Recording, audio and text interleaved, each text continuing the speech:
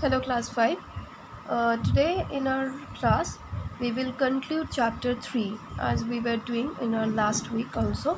Chapter 3 the seasons. So we will conclude by discussing the important days regarding the things like regarding the dates which are very important in the seasonal changes. So let's start. There are a few important dates that we must remember when we study the changes of seasons. तो क्या बोल रहा है कि seasonal जो changes है मतलब season जो चेंजेस हो रहा है उसमें कुछ इंपॉर्टेंट डेट्स है जो हमें हमेशा याद रखना पड़ेगा because when we are studying about the changes of season then this dates are very important and very importantly related to the seasons.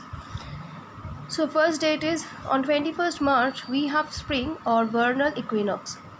It is spring in the northern hemisphere. तो first date बोल रहा है 21 मार्च.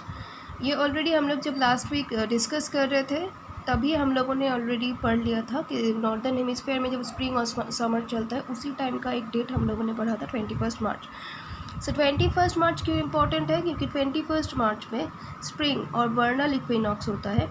इसमें क्या होता है कि northern hemisphere में स्प्रिंग ऑलरेडी मतलब स्प्रिंग स्टार्ट होता है नॉर्दर्न हेमिस्फीयर में मतलब नॉर्दर्न हेमिस्फीयर धीरे धीरे सन के क्लोज जाता है. On 23rd September we have the autumnal equinox. It is autumn in the northern hemisphere. 23rd September से क्या होता है कि नॉर्दर्न हेमिस्फीयर धीरे धीरे सन से दूर आने लगता है और साउदर्न हेमिस्फीयर धीरे धीरे सन के क्लोज जाने लगता है.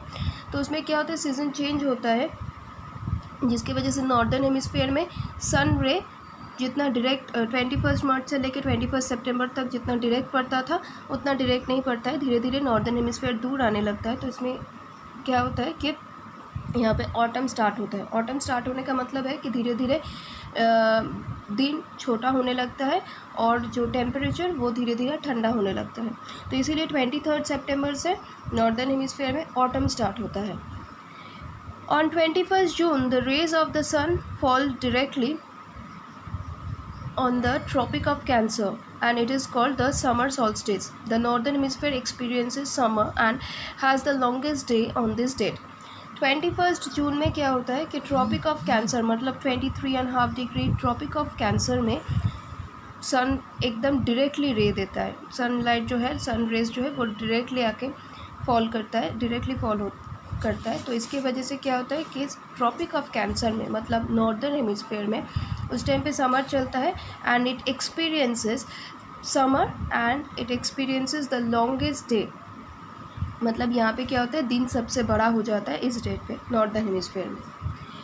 On 22nd December the rays of the sun fall directly on the Tropic of Capricorn and it is called the winter solstice. It is winter in the northern hemisphere. The southern hemisphere experiences the longest day on this date. 22nd December में sunlight या sun rays directly Tropic of Capricorn में मतलब 23.5 degree south Tropic of Capricorn में directly sun rays पड़ता है. इसके वजह से क्या होता है कि यहाँ पे ट्रॉपिक ऑफ कैप्रिकॉर्न एकदम मतलब समर एक्सपीरियंस करता है एंड यहाँ पे क्या होता है कि दिन सबसे बड़ा हो जाता है. ऑपोजिटली क्या होता है कि जैसे ही साउदर्न हेमिस्फीयर में दिन बड़ा होता है और ये समर एक्सपीरियंस करता है तो नॉर्दर्न हेमिस्फीयर में उस टाइम पे विंटर चलता है. तो नॉर्दर्न हेमिस्फीयर विंटर एक्सपीरियंस करता है और यहाँ पे दिन सबसे छोटा हो जाता है. इसीलिए इसको विंटर सॉल्स्टिस बोला जाता है. Now we have to know 2 more terms. What is equinox and what is solstice?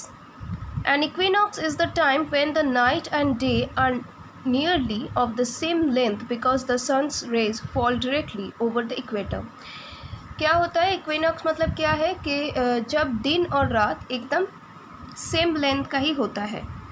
क्यों ये होता है क्योंकि सन रेज डायरेक्टली इक्वेटर पे फॉल करता है. तो इसके वजह से क्या होता है दिन और रात का जो लेंथ होता है वो सेम होता है. What is a solstice? A solstice is either of the 2 times of the year when the sun reaches its highest or lowest point in the sky at midday. Solstice मतलब क्या होता है कि solstice के दिन सन उसके हाईएस्ट या lowest point पे पहुंचता है. मतलब मिड डे में स्काई में सन उसके हाईएस्ट या लोएस्ट पॉइंट में पहुंचता है, that is called solstice. So class 5, please go through these dates along with this explanation. Thank you.